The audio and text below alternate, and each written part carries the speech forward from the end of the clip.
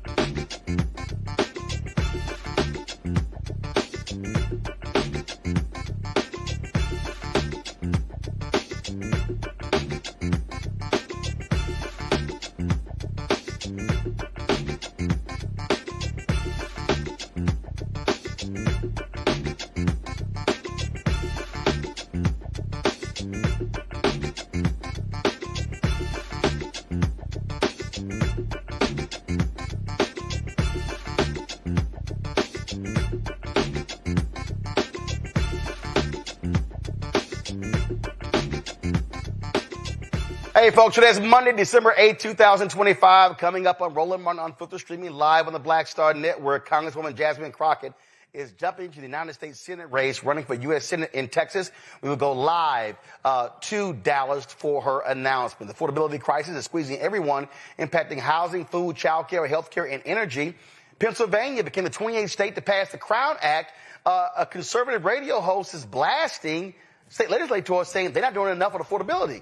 I'll talk to her. Let's talk about the facts of the case. Also, Supreme Court heard a significant case on presidential power today, with the conservative majority looking ready to hand the convict in chief another big win.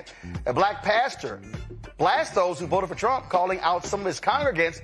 And another black pastor out of Detroit says, Trump has done more for me than anybody else black. We're going to break down some black stuff he's ignored. It's time to bring the funk. I'm Roland Martin Unfiltered on the Black Star Network. Let's go. Whatever the biz, he's on it. Whatever it is, he's got the scoop, the fact, the find. And when it breaks, he's right on time and it's rolling. Best believe he's knowing. Putting it down from sports to news to politics. With entertainment just for kicks, he's rolling.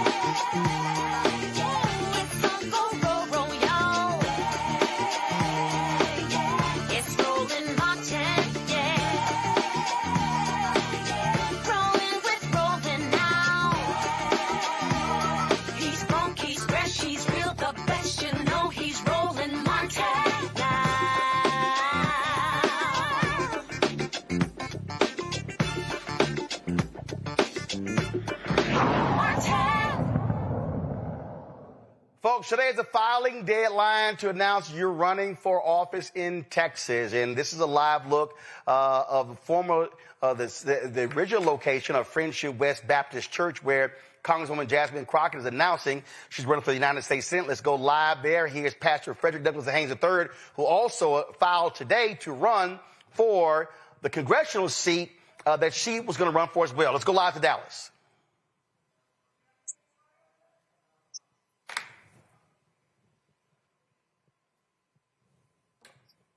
All right, folks. So there's an audio feed. I don't understand what's going on. So let's. What feed are we looking at? Okay. So. Okay, we're seeing this. Yes, it is. I got it on my YouTube channel, folks. I'm listening to it right now. So I don't understand. Go to YouTube. Go to Jasmine Crockett. Go to Jasmine for US. Pull up her YouTube channel. I'm listening to it right now. Okay, I'm telling y'all right now. Okay. I'm listening. Okay, control room. This is literally Freddie Haynes talking right now. So there's audio. So if y'all ain't hearing it, it's an issue in the control room. So there is audio.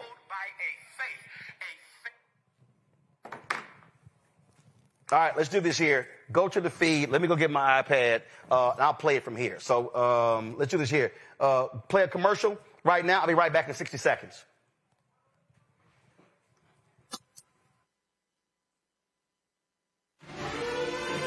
Violent white supremacy is, quote, the most persistent and lethal threat in the homeland. The greatest terrorist threat to the homeland is the homegrown violence stream, including hate crime committed on behalf of some kind of white supremacist ideology. They are coming after everything in Black America. MAGA and Donald Trump are specifically targeting Black America. They are going after the money.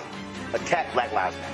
Attack critical race theory. Attack woke, DEI. MAGA wants to defund Black America. This is a perfect example of their desire.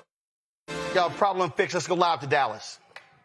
fight for those who cannot fight for themselves, but also fueled by faith as she puts on the whole armor of God. She's a facilitator. I love that about Jasmine Crockett, because especially during the last administration, she was a facilitator of funding that came to our district, that came to our community, because she's a fighter, she's a facilitator, but wait, she's a friend to everyday people. Listen, Jasmine Crockett has made District 30 a national district. Everybody in the nation knows Jasmine Crockett. She's the baddest sister out there. I'm talking about Jasmine Crockett, and yet as amazing as she is, as phenomenal as she is, she's remained a friend to everyday people. She's someone you can talk to and touch. She listens to you.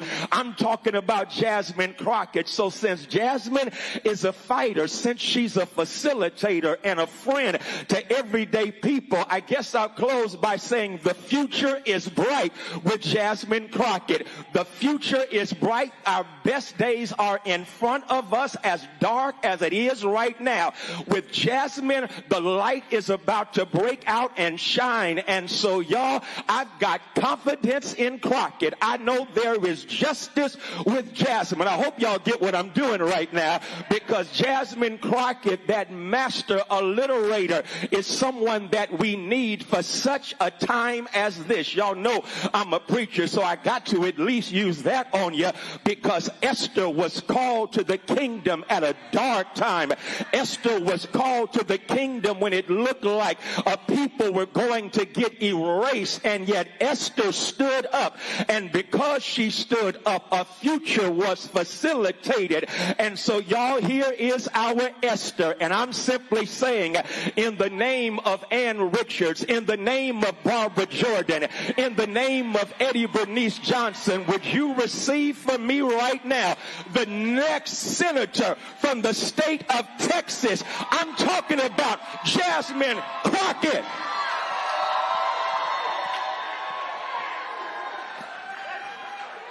Thank you so much, Pastor Haynes. If I can have everybody direct their eyes to the screen, please. Thank you. How about this new one they have? Their new star, Crockett. How about her? She's the new star of the Democrat Party, Jasmine Crockett. They're in big trouble. But you have this woman, Crockett. She's a very low IQ person. I watched her speak the other day. She's definitely a low IQ person. Crockett. Oh, man, oh, man. She's a very low IQ person. Somebody said the other day she's one of the leaders of the party. I said, you got to be kidding. Now they're going to rely on Crockett. Crockett's going to bring them back.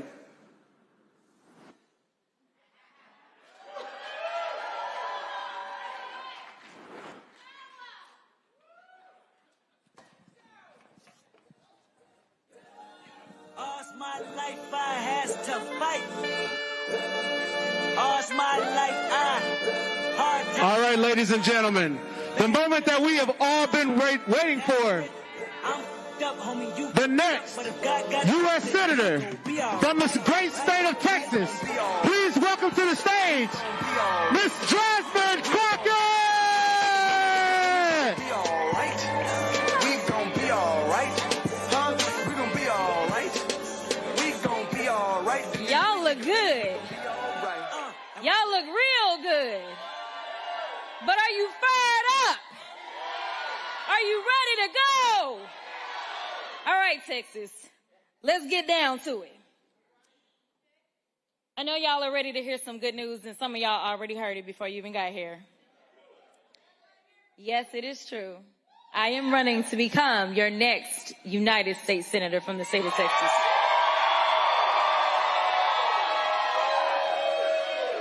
I honestly can't put into words what it means to me. You see, a lot of people think that making decisions like this, you take them lightly. I'm here to tell you that I understand that there's a responsibility. I'm not reading from my script, so they're about to be confused. There's a responsibility that lies with all of us, especially in this moment. There are a lot of people that said, you got to stay in the House. We need our voice. We need you there. And I understand. But what we need is for me to have a bigger voice. What we need is not only a voice, but we need to make sure that we are going to stop all the hell that is raining down on all of our people. So over the last couple of months, I've been thinking about our future. Where do we go from here? And obviously, I've been thinking about Texas. I thought about my classmates from law school. One is standing right up front, Mr. Anthony Farmer. I thought about the big dreams we all had, fighting for justice in the courtroom, starting our own businesses, buying a home, starting families. If you think about it, our dreams were the American dream. Opportunities for those who work hard, home ownership, jobs, entrepreneurship, and security. And that time, we were headed into the Great Recession. I took a job in East Texas for a pretty well-known family-owned law firm. I began doing class action defense work. And honestly, I wondered if I'd made a mistake. I wondered if that was really what I was supposed to be doing. It just so happened that they had just started a new public defender's office in rural East Texas. And so I decided that I would join that public defender's office. I joined it because I believed everybody deserved a voice in the courtroom. Even if they couldn't afford an attorney, one would be provided to them, and that attorney was me. I loved being a courtroom warrior. I got some judges here. They probably can't identify themselves, but nevertheless, I loved being in the courtroom. You know, I never thought that I would run for office, but some people are able to inspire others as they walk their own path. As a 27-year-old public defender walking in her path, there was someone who came along and inspired me. There was this charismatic, funny, intelligent, and exciting young candidate with a funny name who just got into the U.S. Senate and was running for president. Many doubted if this country was ready, while others, well, we got to work and kept hope alive. We didn't focus on the naysayers. We didn't get distracted by any pollsters. We remained laser focused on getting the person who was best for the job into the seat. We didn't let history diminish our hope in what was possible. We ignored that the devil on our shoulder that sometimes tries to tell us your vote doesn't matter. The country's not ready. He can't win. And responded with that timeless American creed. Yes, we can. Yes, I'm talking about President Barack Obama. How many no's do you think he heard before he got a yes? No, you can't win. No, the country's not ready for a black president. No, a black man can't get elected. No, your middle name is Hussein. No, you can't beat the Clinton machine. But every time they told him no, he looked them right in the eyes and he told them yes. He said, yes, we can. Yes, we can deliver on health care. Yes, we can enshrine equal rights. Yes, we can bring jobs back to America, create opportunities for all. And yes, we can save the economy after a Republican president sends it into the gutter. People ran lies, rumors, and tried to poke holes in everything about Obama, from his faith to his heritage. Falsehoods about his daddy, mistruths about his mama. There was even a question about his birth certificate. But he didn't let any of that get in his way. He worked and worked and worked to inspire and instill a sense of hope. And man, do I remember. I remember hoping. Now, I don't know if I really believed. But I knew that we had to try. I knew that we had the power. He turned those no, you can'ts into yes, we cans. Yes, we deserve better. Yes, we will dig deep. Yes, we can. Back then, as the housing bubble burst and the economy crashed, I saw everyone around me struggling. I saw a system that ignored them and legal system that failed them.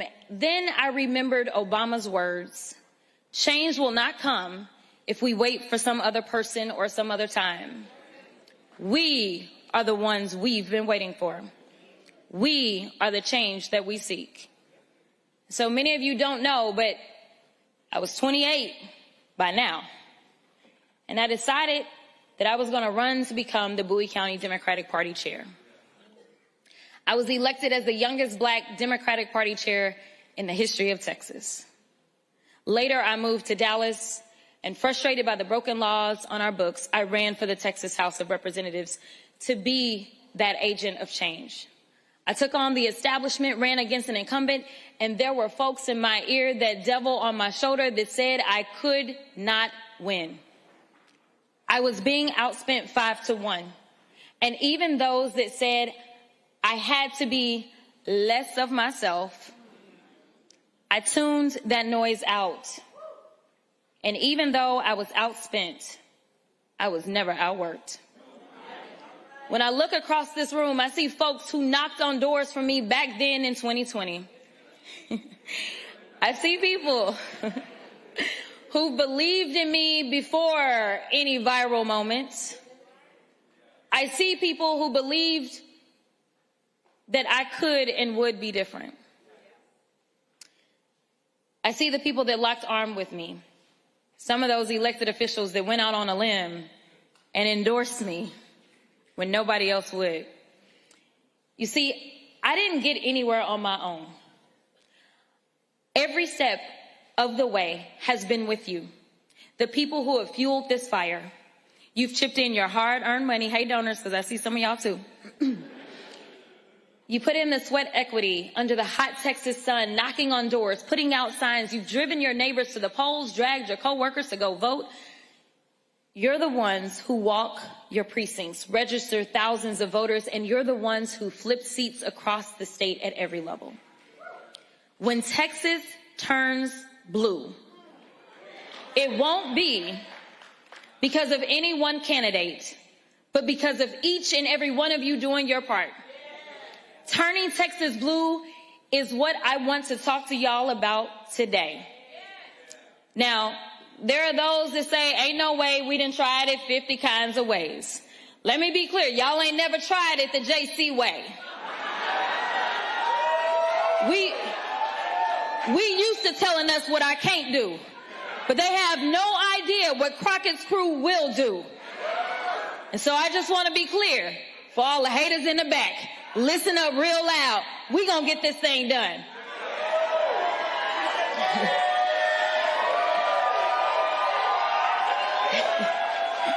So they tell us that Texas is red. They are lying. We're not. The reality is that most Texans don't get out to vote. The reality is that the people that I used to work with in the Texas House did everything that they could to make sure that they could suppress voices. If we were so red, they wouldn't be so pressed. Let me be clear. The reason that the governor always got time to call out my name is because he understands that I know how to speak to everybody, not just some folk. There are folks who feel like their vote doesn't matter and that nothing will change or that candidates don't speak to them. And honestly, I can't blame them. But I'm here to address those Texans specifically who feel as their vote doesn't matter. Let me tell you it does. Earlier, I talked about my first race for state representative, and I talked about the fact that I was outspent 5-1. They had the money, but I had the people. When the first batch of votes came out, I was down by 700 votes.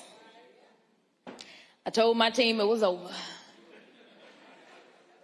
Carmen, who's right up front, rushes down and says, no, we about to go to elections. I said, y'all, it's over. We've been voting for 3 weeks and we down by 700. We ain't coming back. Around 10 o'clock, somehow somebody said, Rep, you only down, well, I wasn't Rep then. You only down by 50 votes. I said, oh, we getting good. We getting good. I said, now y'all tell me what's still out. Is anything out? Are we done? Because it was getting late. And they said, MLK is still out. I said, oh. I said, if anybody came through for me, it was going to be MLK. And when I tell y'all, when the votes were counted, I had won by 90 votes.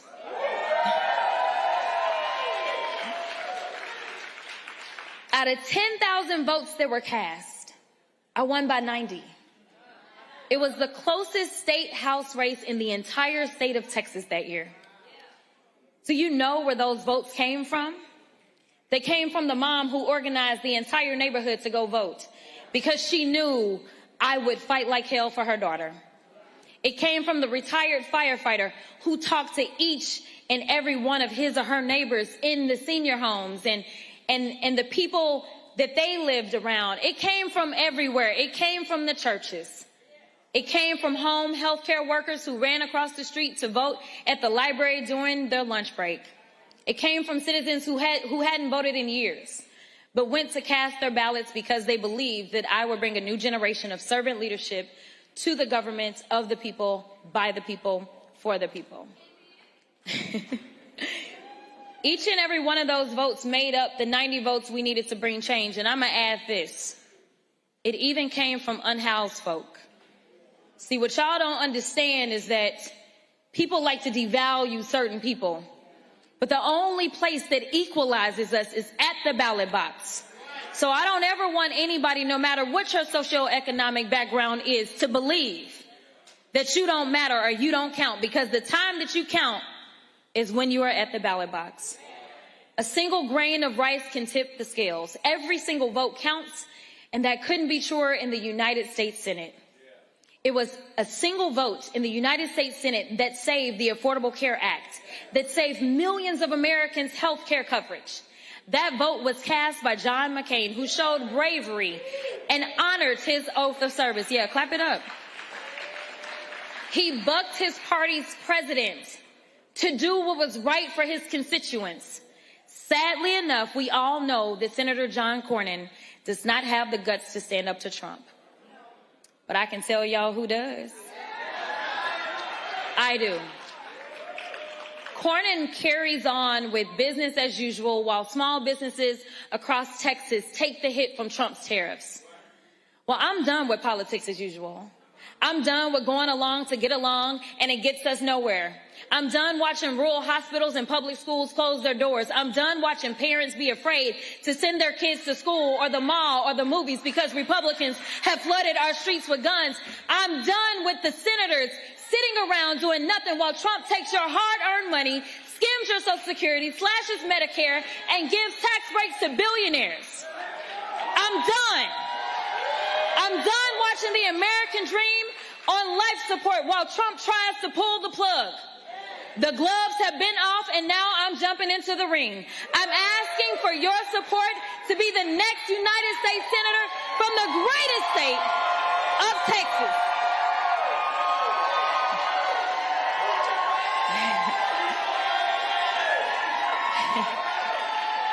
I'm running because I don't ever lose focus of the people and what we deserve. We deserve a government that is by the people and of the people, not one that's bought and paid for, not politicians who are self-serving and line their own pockets. Most of you know that I am a civil rights and criminal defense attorney, that I made a living arguing cases before juries and fighting for Texas who were harmed to receive justice. I have won cases and convinced juries in the deepest, reddest parts of this state.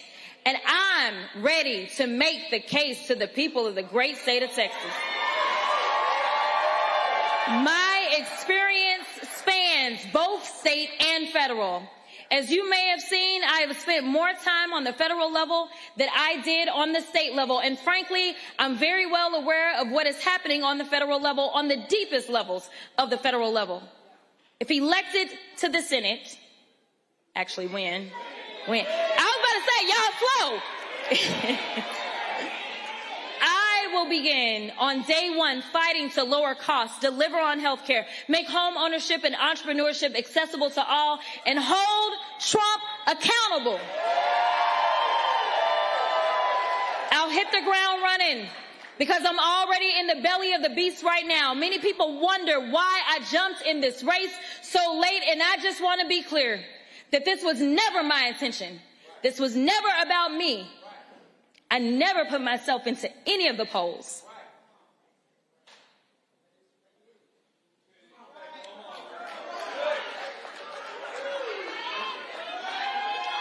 Listen, my question was, which congressional seat would I be running for? And for Texas 30, I love you. I love you, Texas 30.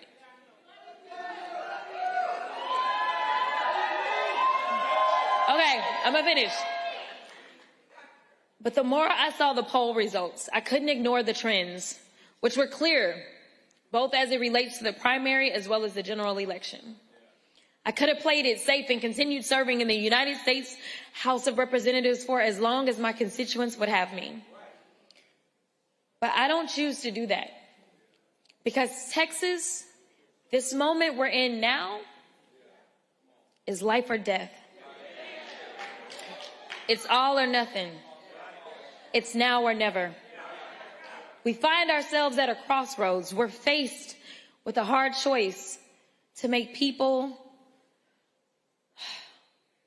believe. We've got to make sure that they understand that we are not to go back. We are not to allow our hard-earned progress of our foremothers to be wiped away. We lose Social Security, Medicare. We lose the right to vote, to love, and live freely. That's one path where we go back in time. The other path is learning to live in Trump's America and shrinking ourselves into the shadows.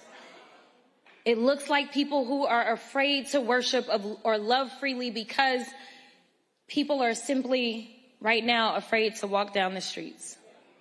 It looks like a country facing denial, bank loan denied, healthcare denied, American dream denied. But I'm here to tell you there is a third path, a path where we move forward as one people united under a common vision, a path where we reject Trump's false promises and reject his lies and division. I'm asking you to walk down this path with me, shoulder to shoulder, and envision a Texas where every child, no matter their story, can go to the best public schools, can afford to go to college or learn a skilled trade, a Texas where that child has every opportunity to grow and thrive. That means nutrition, healthcare, mental health, and safety.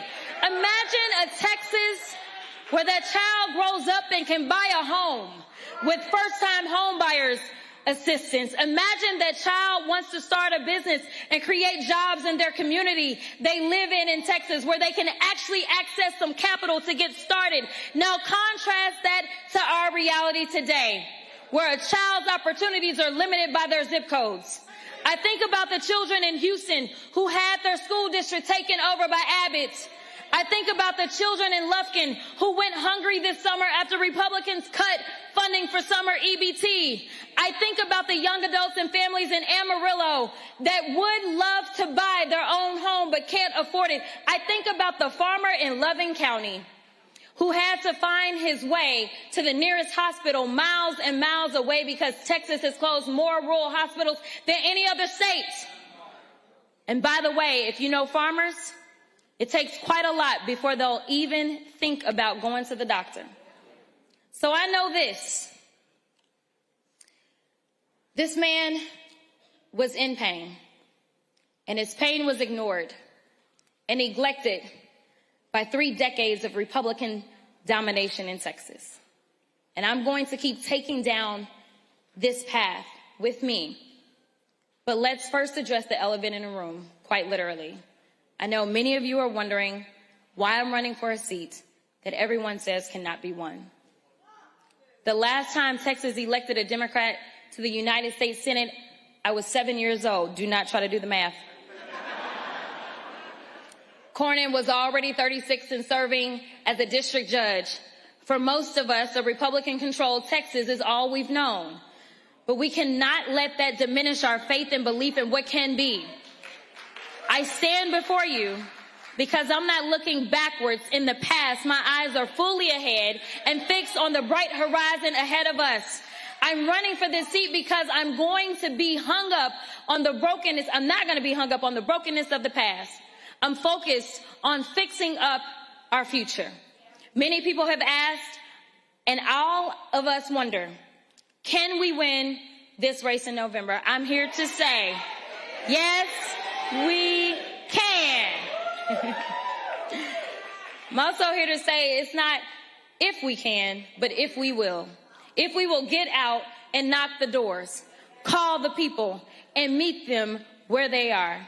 It's a matter of if we will do the work to have the necessary conversations about the future of our nation. Will we come together as one? This isn't about me or them. It's about you and us. This is not about ambition. It's not about my ambition. It's about yours. Your hopes and your dreams, and a government that has your back, not pushes you back. No Democrat has done what we're seeking to do, and that is win a statewide election in Texas in the 21st century. So there is no roadmap. There is no blueprint, and there is no cheat code. So for everybody that thinks they got it, just watch and I'll give it to you. This path we're going on together is one that must be forged ourselves. So let's be honest. If there was anyone with the recipe, well, they would have already won. But I also know this. If Mississippi can flip seats, then why can't Texas? If Georgia can elect 2 Democrats to the United States Senate, then Texas can too. In 2012, Mitt Romney won Texas by 16 points. In 2016, Trump won Texas by 9 points. As his administration went on and people felt the hurt, his margin in 2020 shrunk. In 2020, as people were fed up with his administration, as people sat around the dinner table, 500,000 American families stared at the empty chairs. The chairs once filled by loved ones who died from COVID.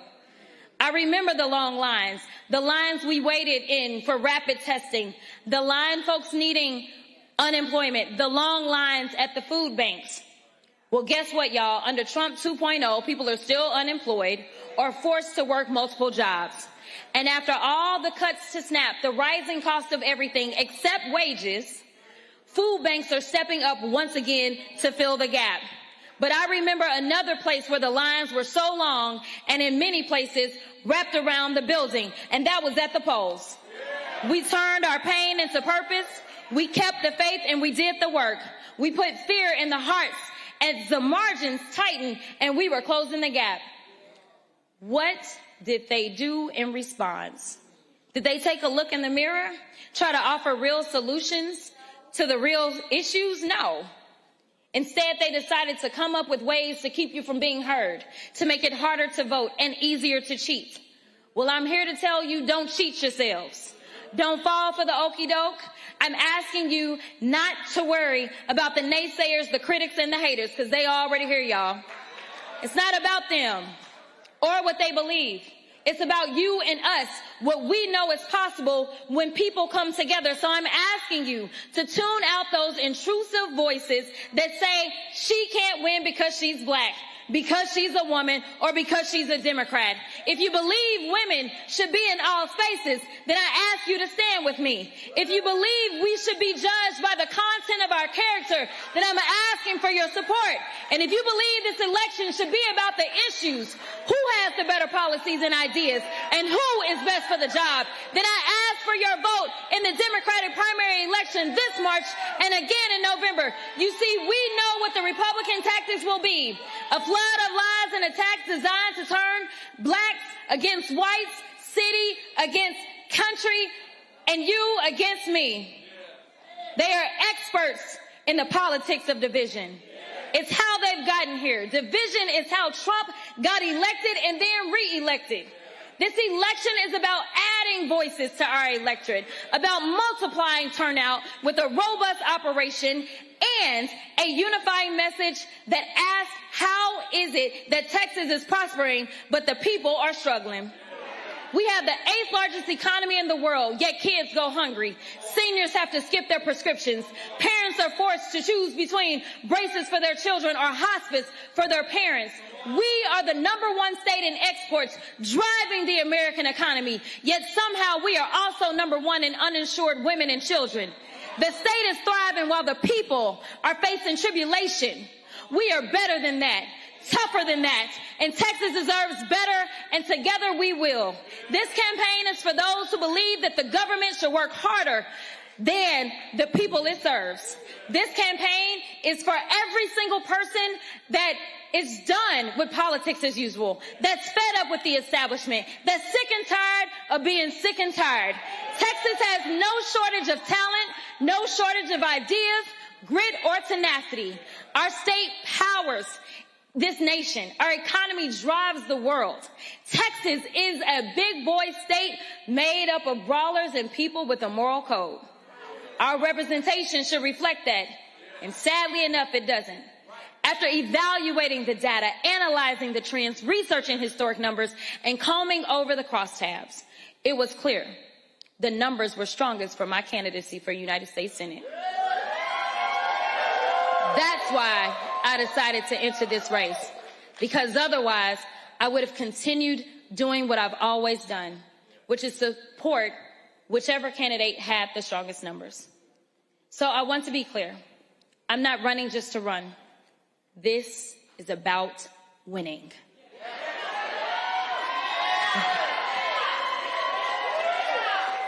As a candidate who is constantly attacked and seen as a threat, it's because I am. I'm a threat to the system that's been holding us back from our full potential. I'm a threat to a system that works to protect politics as usual, that seeks to maintain the despair and unfairness in our state. I'm a threat to those that have lost their moral compass, abandoned their purpose, and want to be kings instead of public servants. I'm the only candidate in this race who has served on the federal level, has taken on this administration, and sought accountability. I'm the only one who has gone toe-to-toe with Donald Trump, and there's a reason he's always got my name in his mouth. There's a reason John Cornyn has been attacking me since before I even entered this race. There's a reason folks have tried everything they could think of to try to keep me out of this race. And I believe that's because Trump has seen the same numbers I have. I have a track record of getting people out to vote, moving people who were disillusioned with politics and felt like their vote didn't matter. Since running for public service, I have vowed to increase accountability, accessibility to every office I've held. Through it all, I've never lost sight of the people. I've built winning coalitions and brought together voters of all backgrounds, all stars and stripes, and every walk of life under the common belief that government should be of and for the people. Government should work to make living easy for those who work hard for a living. My message, rooted in slashing costs, making home ownership and entrepreneurship attainable for all, strengthening and growing the middle class, is one that Texas, all of Texas, from the Panhandle to Port Arthur and from El Paso to East Texas, can believe in. This campaign is about winning with a strong, multiracial, multi-generational coalition of people that is reflective of this great state that is, by the way, 61% people of color. There is room in this campaign for everyone who feels like our state is heading in the wrong direction. And that's the majority of Texans, whether you live in Dallas County or Dickens County. Groceries are too expensive. The light bill won't stop going up. People are being crushed by their rent or their mortgages. That's why I'm running now, to get Texas back on track, to be a fighter for the middle class. Hardworking Texans, ranchers, farmers, young families, oil workers, small businesses, and everyday people who make this state vibrant and make us an economic powerhouse.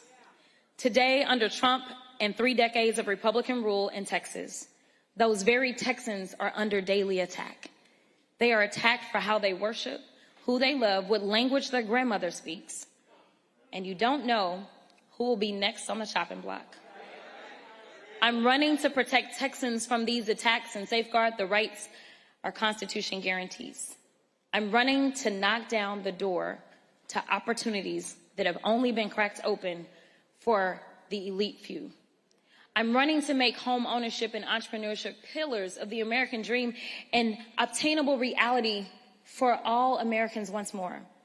I'm running to get Washington back to work on issues that actually matter. Together, we will send a signal to the entire nation. Don't mess with Texas. And certainly don't count us out. I believe I am the candidate in the strongest position to defeat whoever emerges after they finally get out of their stuff. Even if that's my buddy and dancing partner, John Cornyn. John Cornyn has spent 41 years in elected office. Anyway, I'm not even gonna get off track. He's been an elected official since I was 3 years old. Speaking of 3, I want y'all to know that Cornyn has been in office so long that he collects 3 fat pensions, courtesy of you, the taxpayer, on top of his Senate salary, which is also paid for by you. By the time I graduated law school in 2006, Cornyn was already drawing his first pension. Guess Doge didn't catch that one, huh? But anyway, so after 4 decades and 4 fat checks every month, Cornyn has forgotten who sent him to the Senate. He's forgotten he works for 30 million people in Texas, not one Florida man who's never called this state home. About 2 pensions ago, Cornyn used to actually try and help Texas. He used to speak out against Trump, the candidate, and denounce the border wall. What happened, Big John? Because now all you're doing is bending the knee, kissing the ring, and running ads about how you vote 99% of the time with Trump. Well, John, I kept telling you, you had a 1% problem. And the problem is putting the 1% of Americans who are billionaires before the 99% of us who have to wake up every day, clock in, and hustle to make ends meet. The 99% of us who had to go out and earn what is ours. It wasn't handed to us by Daddy. At a time such as this, we cannot afford to have a senator who cowers away from a fight worth fighting. I will be tougher on behalf of all 30 million Texans. At the end of the day, the Republicans, they know they're in hot water. They shut the government down for more than 40 days and 40 nights while people scramble to make ends meet and keep America open. His economic policies and his tariffs have drained our bank accounts, forcing millions to live paycheck to paycheck. While SNAP funding hung in the balance and families had to figure out how they'd even put bread and water on the table, mothers fed their children bread with butter and a sprinkle of sugar to quiet those growling tummies. And while this was the reality for middle America, Trump and his cronies were busy planning a lavish Thanksgiving feast. Now, Christmas is around the corner, and after a whole year of office with Trump, what has he done? Absolutely nothing to fulfill his #1 campaign promise, which was to bring down costs. Well, prices have tripled since Trump became president, and we're all feeling it. When I first got to Congress, I served on the Agriculture Committee. I worked on the Farm Bill and SNAP. And let me tell you, between delaying the Farm Bill, offering no real solutions on immigration, slashing SNAP, and slapping on tariffs, nobody has been hit harder than our farmers, ranchers, and the millions who grow our food. At a time when farmers are filing record bankruptcies, when grocery stores are going up even more to cover the cost of all of their economic loss activity because of the SNAP cuts, and as more rural hospitals close in Texas than anywhere else, how can our senator go along with this? How can he vote for 99% of this and then ask for yet another term with a straight face? John, you listening? You're the only one in Texas who gets 4 checks to do 1 job. Meanwhile, there are households where both parents work 2 jobs. The oldest child has to get a job as soon as they legally can, and still the family is barely keeping their head above water. That is the reality for far too many people. But John Cornyn and his MAGA buddies, or shall I say frenemies, since we never know how he really feels about MAGA, They're so far out of touch with reality. They live in their own worlds. The cost of everything has gone up except for wages. People are working more and they're working harder. But that check is looking just the same, and that dollar doesn't stretch as far. They'll tell you that my agenda is out of left field, when in reality, it's just right for Texas. My agenda is affordability, it's healthcare, it's energy independence, it's American manufacturing, it's protecting our natural resources, it's providing the best education to every child and not saddling them with lifelong debt in the process. When prices are lower, that dollar goes further. Consumers have more confidence in spending power, businesses thrive, and our economy is healthy. The more people that are insured, the less healthcare will cost for all of us. If we spend on preventative care, we can save way more instead of waiting until somebody is sick. When we invest in clean energy, your utility bill goes down. When we build more housing, the rents and mortgages come down. When we have more affordable child care, Head Start, and universal pre-care, then families will have that huge burden lifted from them. Child care has become a second rent. Y'all say amen if you got children, because y'all know I ain't got none. I heard they expensive. My whole platform is rooted in my belief that life should be more affordable for those who make America run. It's centered around opportunity and a fair shake to work hard, get ahead, and have a chance to earn your dream no matter your story. To live in a country where you know your rights will be protected at every level, to feel safe walking down the street. That's what I have always fought to do, and I won't let up now. The stakes and the prices are way too high. That is why Democrats are truly about. This is what Democrats is truly about, and it's our opportunity now to remind the nation of what it looks like when we put our values into action. While Democrats were working overtime to protect health care and lower costs of insurance, prescriptions, and the care you need to be alive, Trump was too busy golfing, y'all. I don't even want to tell y'all how much money y'all spent on that. He was looking over carpet patterns and paint swatches.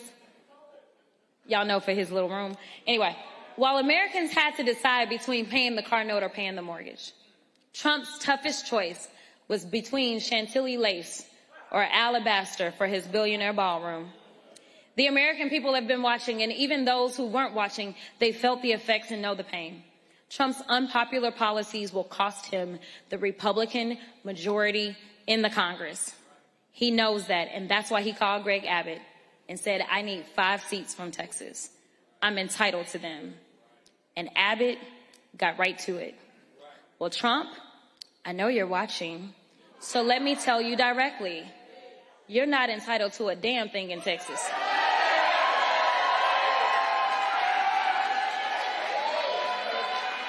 You better get to work, because I'm coming for you. He knew he would lose. So Trump did what he always does, resort to lying, cheating, and stealing. He has rigged our elections once again by changing the lines in the middle of an election cycle. And the cherry on the top, Trump drew me out of my home district. I know he's tired of me holding him accountable, dismantling his lies, and I know he's tired of me breaking through to millions of Americans, tired of me getting people out to vote, tired of me living in his head rent-free. Well, Mr. President, you couldn't beat me at the ballot box. And so, as y'all know, a judge that you appointed, Mr. President, he said your maps were unconstitutional, but you ran it up to your loyal activist cronies at the Supreme Court and snatched representation away from almost 500,000 people I represented right here in CD30. Well, I'm here to tell you, Donald Trump, you won't get rid of me that easily. I'm not going away. I'm not giving up. I still believe in this country. I still believe that we are in the land of opportunity. I still believe in the bright beacon of hope amidst a sea of despair. I still believe Texas will lead the way and prove to this nation and the world what I know to be true. So I'm asking you, will you join me in this campaign? Will you join me in the work and turn this moment into a movement? I'm asking you to wake up every day between now and November, yes, every day, and ask yourself daily, what am I going to do today to elect the leadership I wish to see? Who I'm going to call today say about why I need to vote. What will my contribution to turning Texas blue be? It's also why I've sought to bring about unity within our party as well. I did my best to make sure that we had a strong ticket with candidates running up and down the ballot. We're not leaving any races out. Everything is on the line. I need you to know that this is bigger than any one person and any one candidate. For us to win this race, we have to win together. We have to run as a team. Like I said before, and we'll keep echoing, this isn't about me. This isn't about them. It's about you. We're going to go and win this election for the people. As I close, I want to send a message to Donald Trump and the whole nation. Don't take Texas for granted and don't count us out. It's our time. We are one. God bless Texas and let freedom reign.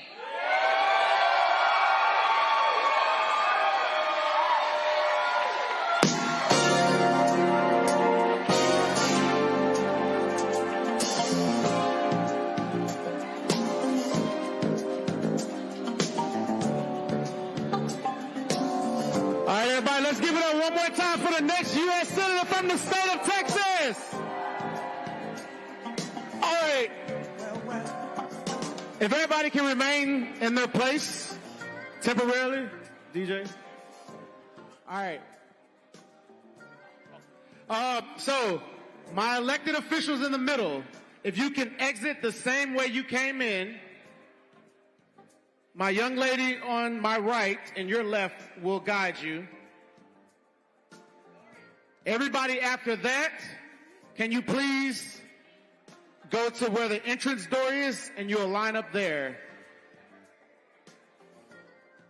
And it isn't mandatory, but Jasmine wants to take a picture with you guys, so if we can do it in an orderly fashion, that would be great. Thank you so much. All right, folks, Congresswoman Jasmine Crockett just announced she's running for the United States Senate in Texas. Colin Allred, former Congressman Colin Allred, who ran for the U.S. Senate against Ted Cruz, was in the race. He dropped out today. He filed to run for Congress in District 33. So they ran in that particular race there. And so that's what's going on there. Let's bring in my panel, Randy Bryant, DEI disruptor, joining from D.C., Ome Congo Dominguez, Senior Professor of Electoral School of International Service, American University, State Representative Jolanda Jones of Texas. Jolanda, can start with you first. Congresswoman Crockett, this is big news, obviously. A lot of people are like, oh, my gosh, she's guaranteed to lose. But she talked about it. Texas is 61% minority, but 61% of the folks who vote in Texas are white. The issue here is Trump's numbers among Latinos has dropped in a massive way. The numbers have dropped in a huge, huge way. And so now what you're seeing is this whole thing now coming out. When you look at the numbers, she's saying, hey, Republicans are nervous, saying that if Ken Paxton beats Cornyn in the primary, they say, hey, Paxton is going to be in trouble. And so she's like, hey, she studied the numbers, and that's what they're saying. Hey, if Paxton is an issue, if he wins, then that could be problematic for Republicans by having someone with her name ID and the ability to raise money running for U.S. Senate. Well, I think she said everything she was supposed to say. And I think that if anybody can motivate people to get out and vote who don't have faith in the system, I think it's probably her. And so, I mean, I'm excited to hear it. So I didn't know what she was going to say, but I think she hit all the nails on the head that she needed to hit. And as a person who lives in Texas, I'm sick of the people that we have as our senators. They never do anything for us. So I think that her running for Senate has caused a bunch of confusion in other places, but I think that'll all work itself out one way or the other. I mean, I've already heard all kind of conspiracy theories about what's going on in Dallas. And I also think it's interesting that Pastor Frederick Haynes, who I'm really good friends with, announced a run for Jasmine's seat. So I'm excited to see. Hopefully it'll help people down ballot everywhere in Texas. So I think if anybody can motivate black people to come out to vote, it's probably her. So I'm excited. I mean, Texas needs to go in a different direction. And I think that what Trump intended for bad, I think God maybe end up having it go for good, because I, again, think it's going to help everywhere, including all those racistly gerrymandered seats. Absolutely. And, listen, a lot of people out here on Congo saying, well, she can't win. But the bottom line is, I remember they said, she referred to it, look in Georgia. You can't look at what's happening in Georgia, and you can't win there. Somebody has to run. And you have to, listen, Texas has 254 counties. Democrats only have offices in 81. It's an unorganized state. Texas has the most eligible black voters of any state in the country. Significant Latino votes, many of them who are eligible but not registered to vote. And so Crockett's whole deal is if she can appeal to younger voters, reach black voters in East Texas, get anywhere from 30% of the white vote, have a big black and Latino turnout, she says she thinks she has a shot. Yeah, she absolutely has a shot, and it's going to be interesting to see how people play her against Tallarico and their differences. And I think people can talk a lot about the Hispanic vote and where that's going to go because people are so angry with Trump. But I actually think, Roland, that the biggest demographic that's going to be of interest in Texas is going to be the female vote. Because we don't talk about it on a national level in terms of a lot of the mainstream media networks, but some of these stories that are going on of what's happening with women and the abortion ban, so many of these stories we read in like ProPublica and all of these places, they're happening in Texas. And the stories that in terms of women just basically being shackled on some levels, also the challenges with it being illegal just to give consultation about abortions and all of those types of things, I think that's also going to rile up a lot of women. And that's not something that's new for Jasmine Crockett. She talked often about being on the campaign trail for Biden and Kamala and talking to women and hearing their stories. This is something that she's really passionate about. It is always something that she's been strong about, and I feel like that's going to be a strong case as well. And she's the only woman who was in this Senate race in Texas. And so I believe that Texas had the lowest voter turnout the second lowest voter turnout of the presidential election. I think with people like her and Tallarico being in the race, that's going to change exponentially. But quite honestly, Roland, I was hearing her talk so much and I was just thinking like, Crockett 28, and I'm like, okay, right, it's not the presidential. But my point is that she sounds so presidential and she sounds so ready. And that comes from somebody who's been battle tested from all of the experiences that she had. And I think that she would be a great representative for Texas. I hope they see the same way. Randy. She can win. Revolutionary things happen in times like this, times of great strife. And I believe that she does have an incredible chance of winning. She will get people to the polls. People want someone who will fight for them. And if Congresswoman Crockett has done nothing else the last several months, is that she has been the voice of the people. She has shown us that she is not scared in the face of the bullies that are running the administration right now. And people crave that. She provides hope to us, and we need that. So I believe her chances are actually better than some may think. And I think even Trump has worked to her favor. If he weren't scared, he would not mention her as much as he does. He recognizes her power. And so we need to recognize our power and not at all back up because of what the naysayers may say. I am behind her 100%, and I look forward to celebrating her victory. All right, folks, going to go to a break. We come back. We're going to talk to a couple lawyers out of Los Angeles. A big case that deals with that you really want to pay attention to. That's next right here, Roland Martin Unfiltered on the Black Star Network.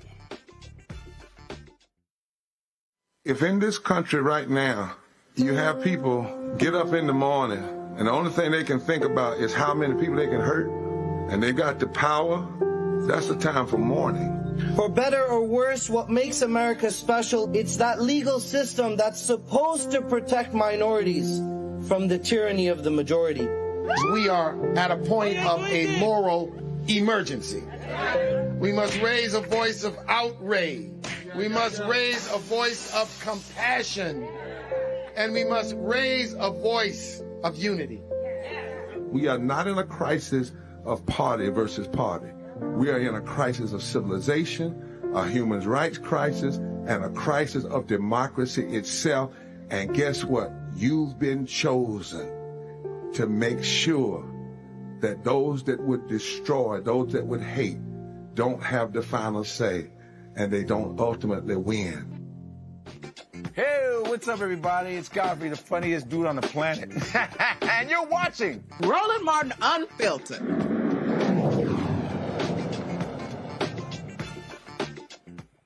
All right, folks, let's talk about a case out of Los Angeles you may not be aware of. It's ongoing, and it speaks to, and look, we're always covering these stories. We talk about social justice, what is happening in many of these cases. Well, this one here really caught our attention. So a black California veteran is going to get his day in court.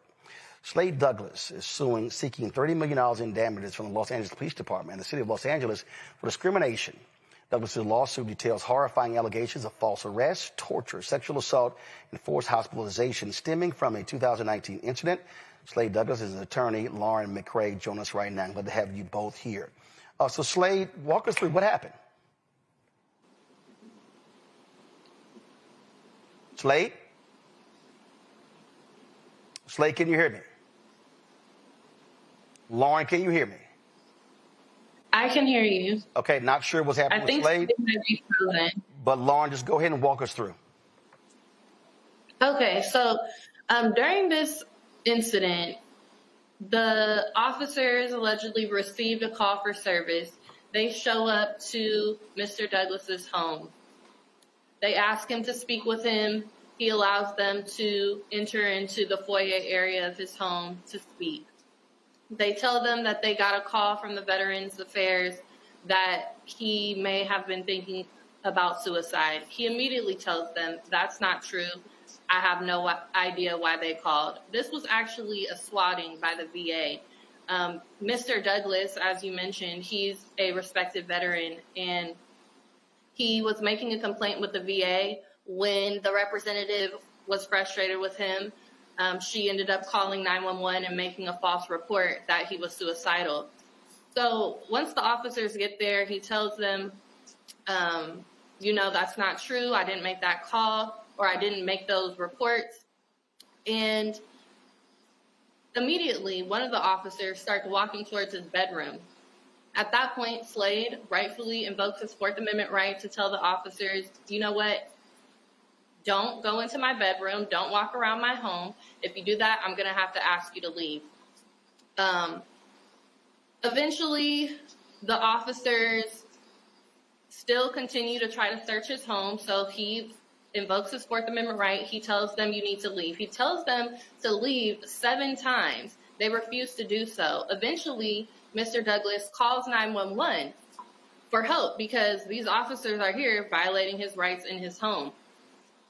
One of the officers clearly gets visibly triggered and screams at him to put down the damn phone, and immediately handcuffs him after that. A clear First Amendment retaliation. And that's one of the claims in the lawsuit. So after that, they handcuff him. They parade him through his apartment, put him in the backseat of a patrol car. He has a diagnosed spinal injury. So he requests a reasonable handcuffing accommodation under the ADA and asks for his handcuffs to be placed in the front. Instead of providing him with that reasonable accommodation, they laugh it off. And then they conspire with the LA Fire Department to get liability off of the city by transporting him to the hospital. And there at the hospital, he suffers a sexual assault by way of forced catheterization. He's forcibly drugged with sedatives while restrained, and he is also subjected to these forcible blood draws. So in our lawsuit, we have claims for Fourth Amendment violations, due process violations, as well as violations under the First Amendment and of the ADA. So this has been, how long have y'all been dealing with the city on this? Oh, wow. So it's a long time coming. We're finally supposed to start trial on December 15th. And, the lawsuit was filed in 2020. This incident happened August 27th of 2019. We were actually supposed to start trial last year in August. And due to reasons that I can't really get into too much detail about right now, we ended up continuing the trial and being able to conduct further discovery. We discovered information that the city was aware that one of these officers was unfit for duty. As I said, the specific circumstances aren't a matter of public record just quite yet. We are advocating and believe that the public should know about this information. So we were able to add in some new claims. We have now a claim for negligent employment, supervision, and retention. And we also have a claim, what's called a Monell claim, and that's a claim for municipal liability, a direct liability claim against the city, saying that they didn't have proper police training and policies in place, and that if they had, potentially this incident could have been prevented. So you're going to court when? December 15th. December 15th. All right, then. Well, keep us abreast of what happens in this case. It certainly is pretty stark when you look at those details.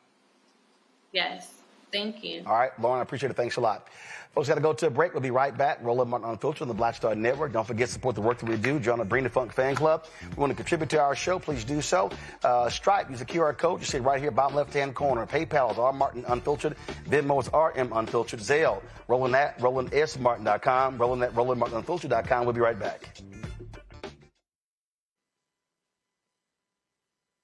They said the quiet part out loud. Black votes are a threat.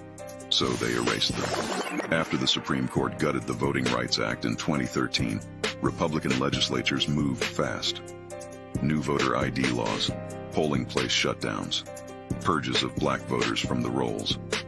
Trump's Justice Department didn't stop it, they joined in.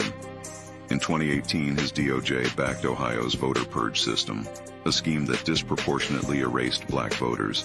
Their goal, erase black votes and political power. Yeah, that happened. These are the kinds of stories that we cover every day on Roland Martin Unfiltered. Subscribe on YouTube and download the Black Star Network app. Support fact-based independent journalism that centers African Americans and the issues that matter to our community.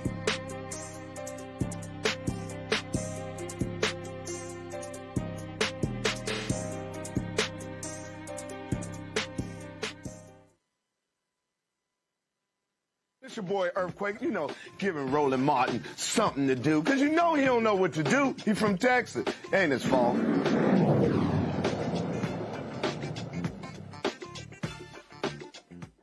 When Trump called the affordability crisis a con job, the numbers tell a different story. For millions of families, the basics of everyday life are getting more expensive faster than their paychecks can grow.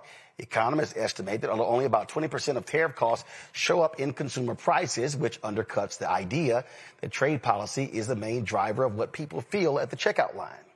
Instead, the real squeeze is coming from what some analysts call the unaffordability five: housing, food, healthcare, childcare, and energy, all of which have seen prices jump much faster than incomes since 2019. Housing alone is up roughly 34% over that period, driven by tight supply, high mortgage rates, and local zoning limits. Food costs spiked after the drought, avian flu, and years of thin margins for producers. Child care and health insurance are climbing amid staffing shortages and limited capacity, and energy bills are being pushed higher as demand from data centers and electrification collides with an aging power grid. Affordability has become America's defining economic anxiety, and it's rooted in deep structural problems at home and not just tariffs. The thing here on Congo that we have to contend with on this whole thing is this here. You cannot continue to have the wealthy expand their wealth and then you squeeze middle class, lower class, and poor people. When you have these battles, when you look at AI whacking jobs, and again, rich getting richer. When you have folks who want to oppose a living wage, that's a real issue. And so the thing right here from a political standpoint, the individuals that are making and tackling the affordability issue are going to succeed politically. You look at Zoran Mamdani in New York City. On the national level, Republicans, look at some 20, 30 Republicans, according to Puck, are talking about retiring because they're afraid they're going to lose the House. And so when you look at the bills being addressed, that big, ugly bill passed did not address the affordability issues. Republicans standing behind Trump and this uncertainty of the tariffs is, again, hurting the economy. That's what folks have to recognize is going on here. I mean, and to Jasmine Crockett. I mean, this is one of the reasons why she has such a strong chance of winning, because she has been a champion in all of these issues. And let's also be mindful of the fact that Kamala Harris had an affordability plan. Everyone's saying affordability now is the language of the day. But if Republicans are going to keep running away from this, shoot, here's hoping that more of them retire, because they are too scared to get in the way of this man and his agenda. And I saw just this weekend, one of his son's companies that he's affiliated with got a $620 million contract with the Pentagon. So this kleptocracy is real, and people are seeing that as well. I'm running into some, white people that I know who are saying that their white privilege isn't even working for them right now because the economy is so terrible. And so more people are rising up to actually see that this man is a fraud, while he's building a ballroom that's bigger than the entire White House itself, while he's pardoning all of his friends right now and drug dealers and the like. And the jig is up. And if people don't speak up now, I'm just glad that they're finally realizing it. But once again, Roland, it's all going to matter as it relates to that ballot. It's all going to matter as people show up. Because if people are saying, yeah, Trump doesn't care about me, he doesn't care about my life, and so on and so forth, oh, but I can't vote for the Democrat, then this is all going to be for naught. This is a time where people need to continue to stand up. And we saw it in the elections that happened in November. That momentum needs to keep going, because Trump has clearly shown that he does not give a damn. He hasn't done a single thing to lift the pocketbooks, to lift any of those 5 issues that you brought up, to change those for people. In fact, it's his exact policies that's making it worse. And many of us in this society right now are having tougher times than we did under COVID. And this is a man-made phenomenon, and he's continuing to milk the country while more of us suffer. And I hope more people continue to speak up and vote for candidates, regardless of their backgrounds, who are challenging this issue. But if you're running, Jolanda, you have to be speaking to the issues and talking very specifically about policy, and not just saying Trump, Trump, Trump, and the Republicans. And so, as someone who's elected, how do you make that argument? Take us through, how do you speak to the voters to say why you should back me over my opponent? So what you have to do is you have to connect the dots for them. I think that a lot of people don't understand the dots. So they don't understand. They want just like somebody to make a conclusory statement and they just believe it. So the question now is, when you go to the grocery store, why are eggs more expensive? When you go to the grocery store, why is milk more expensive? You have to explain, again, a lot of dots. You have to explain the tariffs. You have to explain that the farmers that grow the food aren't getting the taxes that they used to get from in the form of payments from the government. And so that's why eggs cost more. You have to explain that farms are crashing, so there's less supply. Therefore, the demand is high. You're going to have to pay more. That is what that we have to do. My question, especially in Texas, though, is Trump has been masterful in just saying that the Democrats did it, the Democrats did it, the Democrats did it. As Jasmine said when she was speaking, Republicans have controlled Texas for a long time. But in Texas, even though Republicans control the House, they control the Senate, and they control the governor's office, the people just believe that it's the Democrats' problem. So I think that we're going to have to go knock doors. I think we as elected officials are going to have more town halls and explain to them how government works. And I know I plan on doing that, to have town halls in my district to let people know, if you vote for me, this is going to help this. If you vote for me, I am going to vote when bills are filed that we get more Medicaid, that we get more Medicare. I am going to vote that we give you more subsidies, that we provide more money for affordable housing. People don't understand that, Roland, and that's exasperating for an elected official, because I'm at a conference right now and they were talking about, well, people, you have to be able to tell people this. Well, when I try to be on the radio and just explain things, radio costs.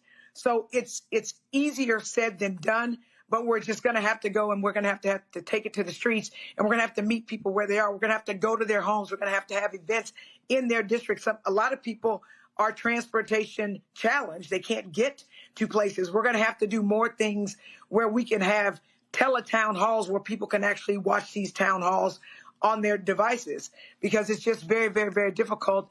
And we need to explain to people how things actually work. People don't understand how much money is being sent overseas. People don't understand what's being cut here, which translates into why they don't have money.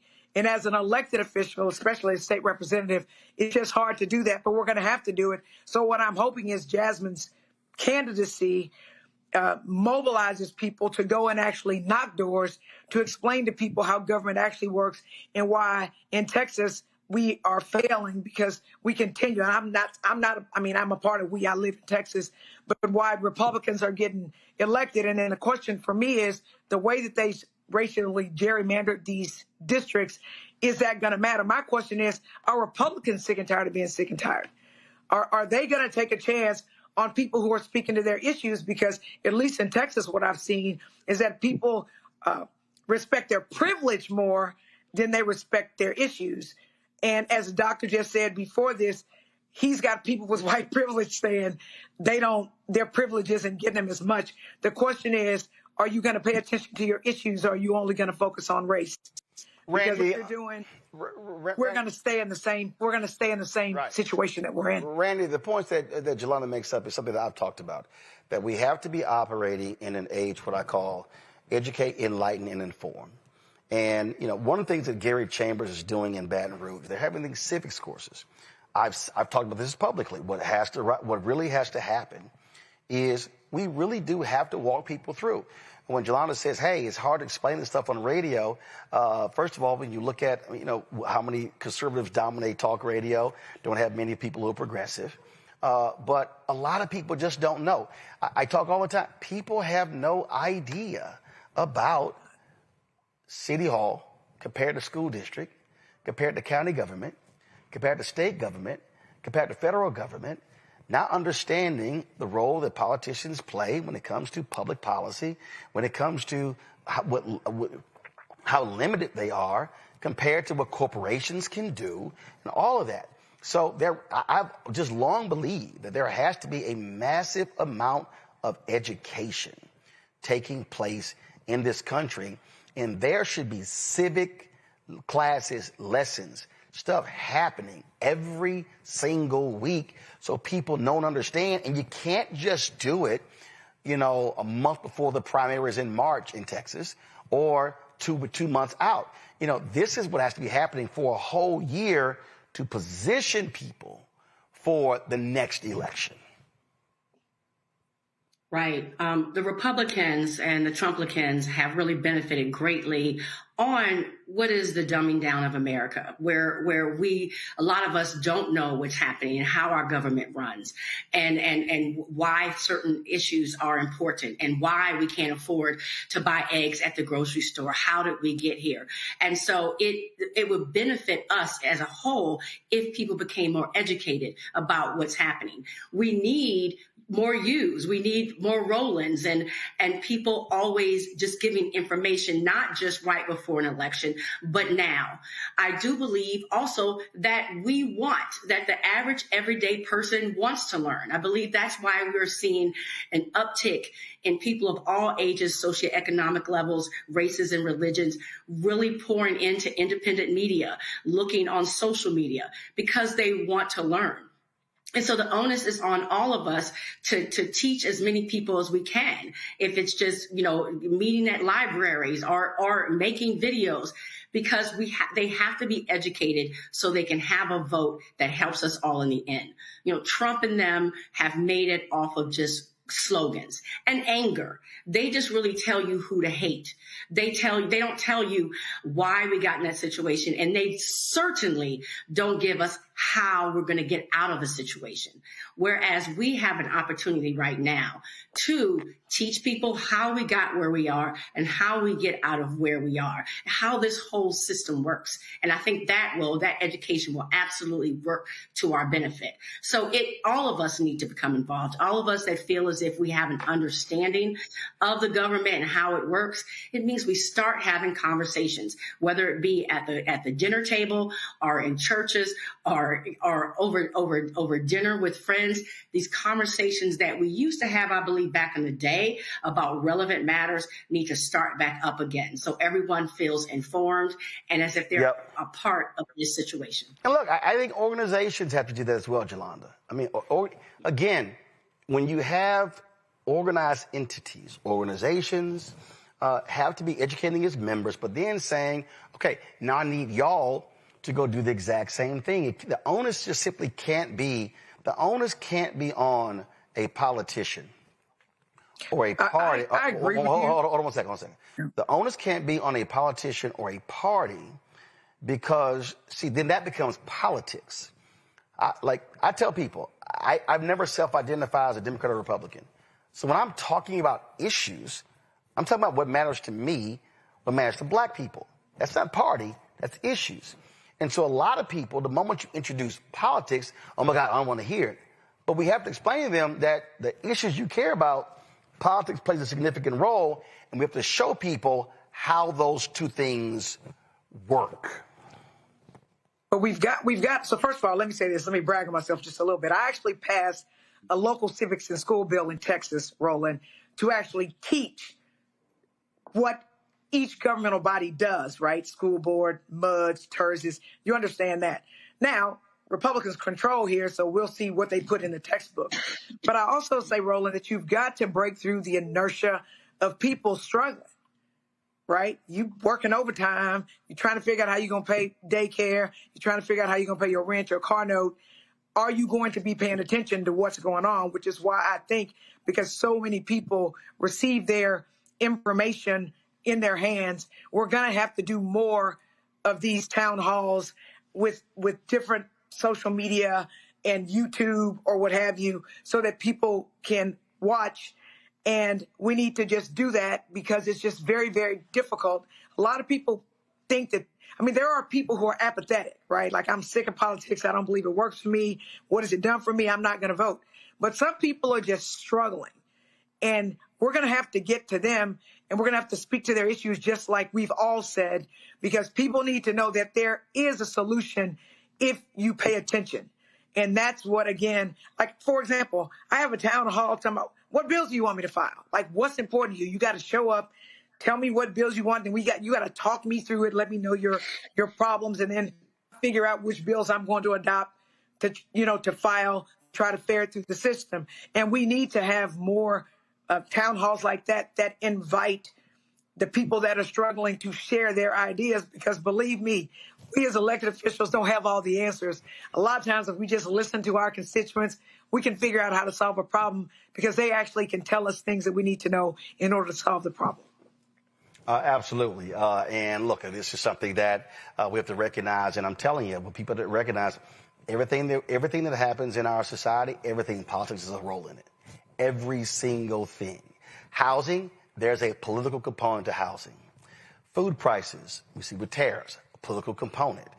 We can go on and on and on. So we can't have people who are checking out of a political process. We need people checking in. We go to a quick break. We come back. We'll talk about a Supreme Court argument that could give Donald Trump more power. You're watching Roland Martin Unfiltered on the Black Star Network. This week on The Other Side of Change. Book bans anti-intellectualism and Trump's continued war on wisdom. This is a coordinated backlash to progress. At the end of the day, conservatives realized that they couldn't win a debate on facts. They started using our language against us, right? Remember when we were all woke and the woke movement and all that kind of stuff? Now everything is anti-woke, right? When we were talking about including diversity, equity, inclusion, higher education, now it's anti-DEI. All this are efforts to suppress the truth because truth empowers people. You're watching The Other Side of Change only on the Black Star Network. Are you ready for the holidays?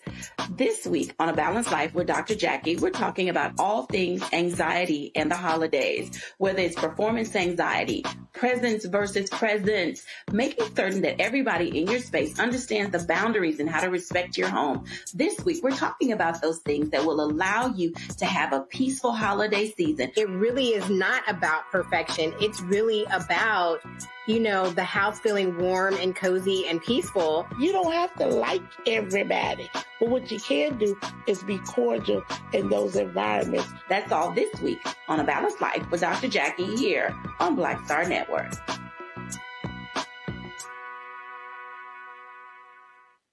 Next on the Black Table with me, Greg Carr. Our legal roundtable is back in session as we look at yet another potential landmark case being considered by the United States Supreme Court. This one is called 303 Creative versus Alennis, and may be the most important and far-reaching First Amendment, that is freedom of speech, case of our time. It could, depending on how the court rules, open the door for a return of Jim Crow segregation laws. It's true. If you say we can discriminate against one, you're saying we can discriminate against all. That's on the next Black Table. Don't miss it. Right here on the Black Star Network. Hello, I'm Bishop T.D. Jakes, and you're watching Roland Martin Unfiltered.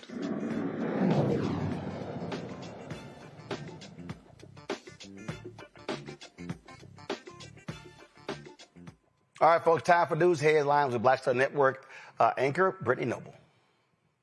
Roland, the Colorado jury has awarded $11.5 million to a former employee of SHRM, the world's largest HR membership organization, after finding the company retaliated against her and allowed racial discrimination to go unchecked. Rehab Mohammed proved that her supervisor systemically discriminated against non-white employees, but instead of addressing her complaints, they sent her to coaching sessions, accused her of hurting morale, and launched an internal investigation that dismissed her claims.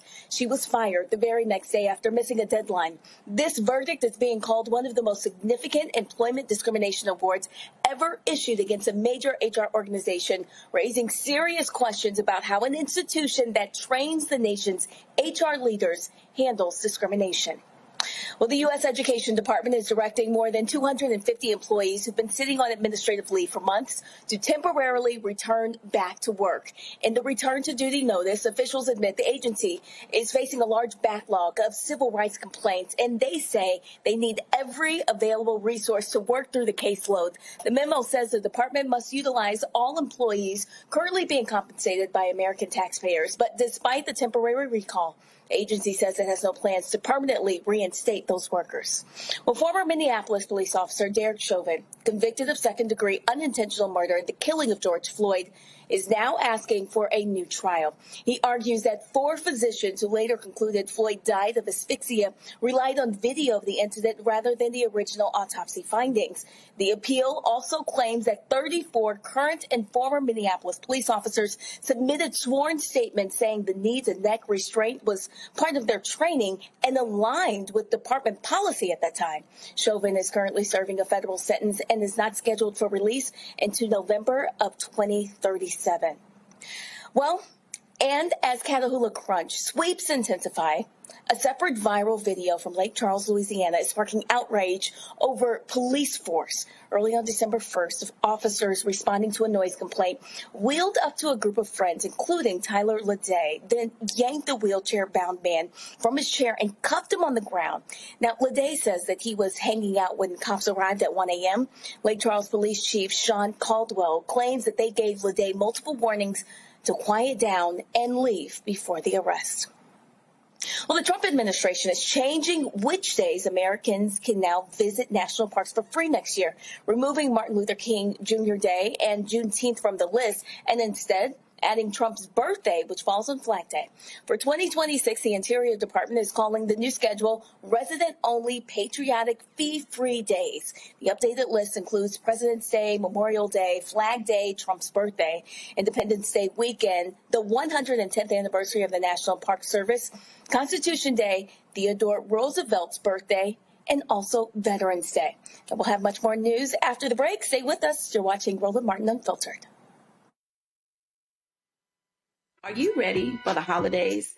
This week on A Balanced Life with Dr. Jackie, we're talking about all things anxiety and the holidays, whether it's performance anxiety, presence versus presence, making certain that everybody in your space understands the boundaries and how to respect your home. This week, we're talking about those things that will allow you to have a peaceful holiday season. It really is not about perfection. It's really about, you know, the house feeling warm and cozy and peaceful. You don't have to like everybody, but what you can do is be cordial in those environments. That's all this week on A Balanced Life with Dr. Jackie here on Black Star Network. Michael McMillan, President and CEO of the Urban League of Metropolitan St. Louis, and you are watching Roland Martin Unfiltered.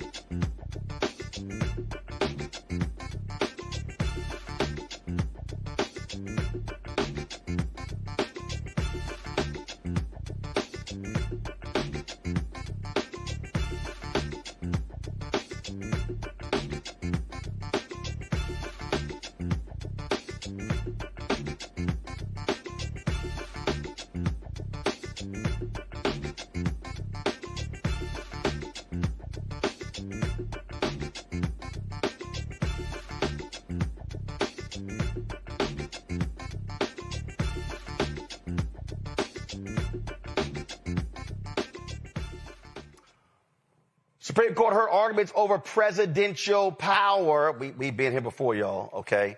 And so this was a case that came up regarding Donald Trump.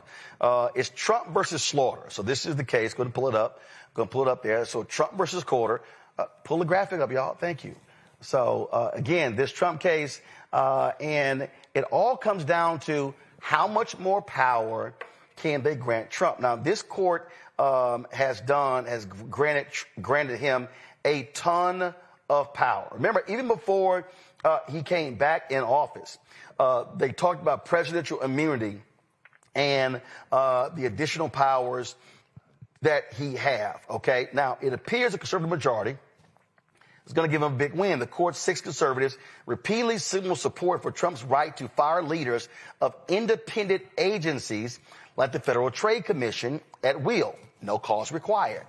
Justice Sonia Sotomayor pressed the Trump Solicitor General on the fallout if the court guts a 90-year precedent shielding commissioners from political firings. Counsel Myers, which you rely on, was signed by a number of judges. One of them was Justice Sutherland, and he was the author of Humphrey's executor. So 4 out of the 9 justices who signed on to Myers signed on to Humphrey's. So you're thinking, or you're arguing, that the reasoning of the more current justices on this court have more purchase than the views of renowned jurists like Holmes and Brandeis, who dissented in Myers, of people like Justice Story, who disagreed with this proposition. You're suggesting that we have a better view than either Congress or all of those previous justices about what absolute executive power means. That's basically your argument. All those justices in the past have been wrong, and the current ones are right, or at least the current ones of the Shishala law majority. I'd say 2 things in response to that. I think the court was correct in the following decisions: Ex parte Hennon, Parsons, Shurtleff, Myers. Those all involve different and distinguishable situations. Now, with respect to the one component of government that you're not speaking about, when the FTC was created, as has been the case with most of these independent agencies like the Federal Reserve, particularly there, but not that much lesser with the FTC, Congress emphasized the importance of independency and the prestige that independence would give to the decisions of agencies who are going to subject the public to rules and regulations of which there might be burdens. And that independence is being taken out or undercut completely. Why are you so sure that Congress would have preferred to have the independence narrowed than not to have the agency at all? Some of my colleagues have suggested in prior cases that we shouldn't be engaged in the severability actions at all. But here you are arguing that, no, we should be doing that. Why?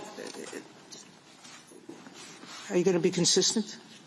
The prestige, I would say two things in response to that. The prestige of independency is not a constitutional value. The constitutional value is the separation of powers and the vesting of all the executive power in the presidents. That is the according to the laws that Congress makes. And that's the point Justice Jackson was emphasizing. What you're saying is the president can do more than what the law permits. I think I would repeat what I said before. There's a strong line of precedent recognizing that the text and structure of the Constitution confer on the president the exclusive and illimitable power to remove executive officers, and as a result of that, Humphrey should be overruled.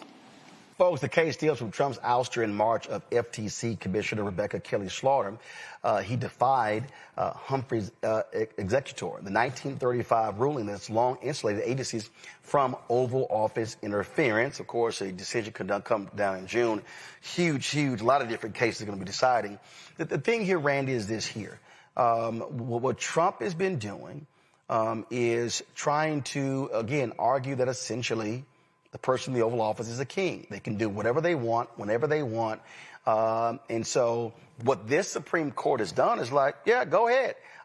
They have granted him significant rights, overturning precedent, because what this Supreme Court, Clarence Thomas has said it. Just because something is precedent, he even used the Plessy versus Ferguson, also the Dred Scott decision, by saying, well, that was precedent and it got overturned. So these folks are like, we can overturn anything what we want because we're the Supreme Court.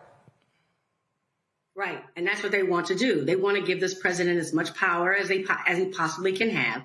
They've made that very clear. But this is the thing. Democracy demands, it insists upon us having checks and balances, which means we should have some independent agencies that make them accountable, regardless of political affiliation or leanings or anything. That has always stood the test. That has always been the way our government was designed to work. But of course they don't want that, because they want Trump to have the power to fire people without any cause because they're not going with the way he wants them to go. And that's what he set up the Supreme Court to do. It doesn't matter what's right or what's wrong. It doesn't matter what the Constitution says. Just do what Trump wants you to do. Again, a dictatorship. So it's quite scary times right now, because we have some Supreme Court justices that are not going to live by the law, it seems as if, but they're going to live by their honor and duty to Trump. Congo? People always tell the story of like dictatorships happen because, a leader comes in with tanks and storms the presidential mansion and blah, blah, blah.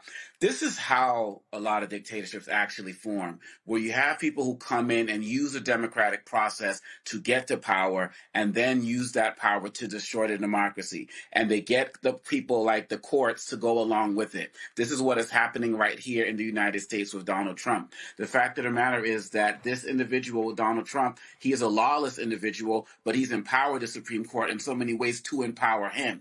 And they're going to realize one day that he's going to become too powerful for them to be able to control and bring those reins in. And that's why, going off what Randy said, it's really up to the people to stand up to really be the real check. Bayard Rustin said that we protested because we didn't have the right to vote. When you have the right to vote, you don't need to protest. We need to do that combination of both right now. And this Supreme Court has let us down at every single juncture. It has been the lower courts that have been stepping up, even Trump-appointed justices. But as has been said many times right now in this society, we are on our own. And when I say we are on our own, I mean it's we the people. We are left. Congress is checked out. The Senate, the House, the Senate Republicans, they've copped out as well. It's up to the people to continue to stand up, to let Trump know that we can't have a king, and to let the Supreme Court know the same thing, because they are complicit in the destruction of American democracy, and we can't let it stand. Jolanda? All I can say is, as a lawyer, I guess I'm not surprised, because some people are just criminals and they just break the law. But as a lawyer, one of the first things we're taught in first-year law school is something called stare decisis, which means precedent is everything. And Trump has done everything to undo that. He's been brilliant in having all the people that he's placed on the Supreme Court. I think what President Obama didn't appreciate when he was president was that they were going to vote against him, and he did things like they'd always been done in a gentlemanly fashion. And what we Democrats need to learn is when we take power, we need to just roll people over like Trump is doing. When we take power, we need to change the composition of the Supreme Court, because those Supreme Court justices are so young, they will be there to be able to unwind the civil liberties that we've earned, Black people and other people for a century, and they're unwinding them, and they can destroy us for generations to come. So when we take back Congress and hopefully the Senate in 2026, and when we win the presidency in 2028, we need to change everything. We don't need to look at how things have always been done, because they are changing the rules, and we need to learn how to be gangsters. We need to increase the number of Supreme Court justices, because guess what? 3 never beats 6, which is the current composition of the conservative court. That's what we have to do. And so we need to start off in 2026, and we need to change the composition of Congress. And then we need to, again, think outside the box like Trump is. He's been waiting for his time. The people, the people who want for Black people, brown people, poor people to be at the bottom have been trying to figure out for decades how to send us back to Jim Crow. That is exactly what they are doing, because this Supreme Court is absolutely going to rubber stamp anything that Trump wants, because the few Republicans, call them moderate if you'd like, who tried to stand up for Trump ended up eventually getting rolled over. And so everybody's terrified of him. So we need some brave people to run for office who are unafraid of Trump and who are unafraid of negative consequences to fight him. Because the one thing poor people need is we need people who will fight. We get that the system is designed to keep us down, but if we don't fight, who's going to fight for us? That's just what we need to do, because we, as Black, as brown people, as poor people, as gay people, as women, as poor people, we cannot count on the Supreme Court to protect us. We just can't. Indeed. A lot of white conservative pastors, they love trumpeting Trump in the pulpit. Black preachers have been sounding off and speaking to their congregations. Here's my man, Pastor Jenkins, First Baptist Church of Glenarden, Maryland, speaking from the pulpit on yesterday.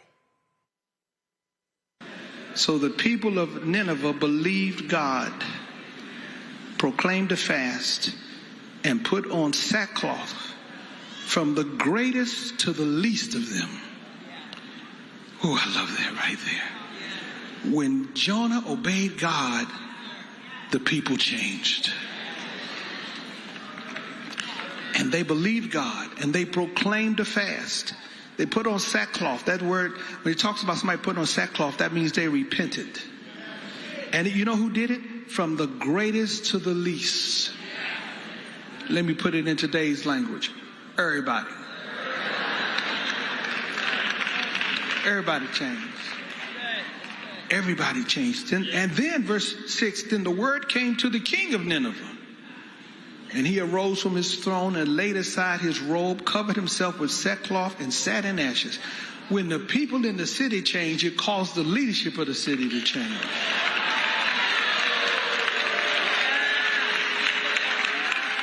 Maybe if Americans would change, the leadership of America might change.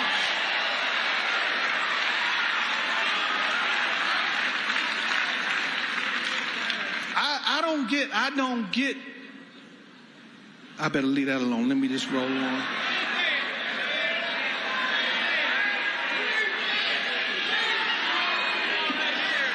I can't handle it. I have a problem. I have a Houston, we have a problem. I don't get it. I don't get the support. I don't get it. I especially don't get people of color voting that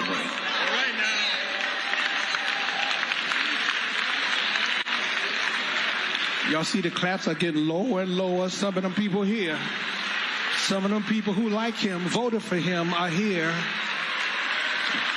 Don't get mad because you ain't got no job. You voted for him.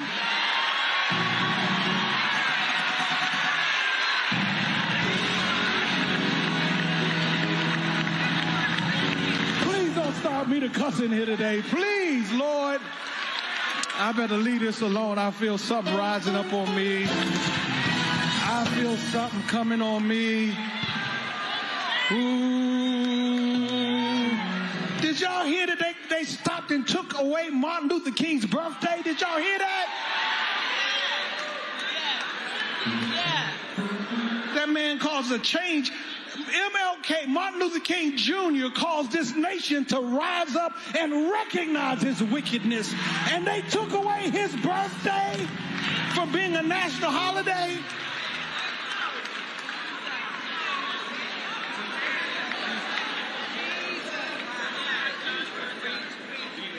Ooh, I better roll on. I better roll on.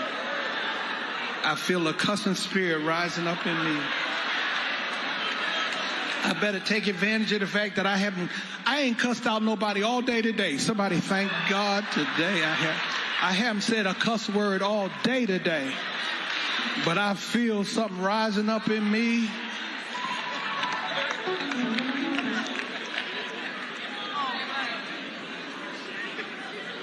And maybe if America would change, the leadership of our country would change. I have no issues, Ome Congo, with preachers speaking truth, even by saying, yeah, some of y'all voted for him. Call them out and speak truth to power. Well, I mean, if these white evangelicals can get up there and praise Trump and have signs up, and even going back to the Bush days, voting for Bush is voting for Jesus, and in every way, shape, or form, they embrace Trump, and they do it brazenly. So it's about time that, and I know they're having many black pastors, but we need more of them speaking up, not only speaking up, but recording it and putting it out there. Because even when we're watching a lot of these news networks, they always talk about, well, Trump's evangelical support is still raises high, but they never say white evangelical support, because black pastors of all faith, black or religious figures, I should say, have been speaking up against Trump, but they haven't been doing it loudly enough, and they have to do it from the pulpit. I mean, we come from a people where the church was so powerful in what we did to get our liberation, not just during the civil rights movement, but all throughout our time here. And I feel like, I'm not as connected to it as many other people, but just looking at it from a distance, I feel like that's something that we've lost over the last 20, 30 years or so. And right now we need to bring it back, because these white evangelicals for Trump, they're only growing stronger, not only in what they're saying, but the platforms that they're using to say it. Jolanda? So I absolutely agree. And I think we need to call people out, specifically. So here's what I don't understand. When people are struggling, people always preface what they say with, I'm not saying, you deserve, everybody deserves not to have a job or whatever, but you voted for Trump, or you deserve to be deported because you voted for Trump, but no one really deserves that. My thing is, call people out, hold them accountable for what they do and the consequences of their actions. So if you know people, and one reason I think that a lot of the evangelicals don't is because Trump has this thing with vouchers, which I'm adamantly opposed to, where he's giving churches more money to open schools, to preach these things that are ungodly. And so all the pastors are doing are paying attention to if they get more money. They're not paying attention to whether their congregants have the money to pay their bills for everything. So I do think that we need to call a spade, and more black pastors need to do that. And I think we also need to talk about black men, because we listen to the talking about, black men are starting to vote for Trump.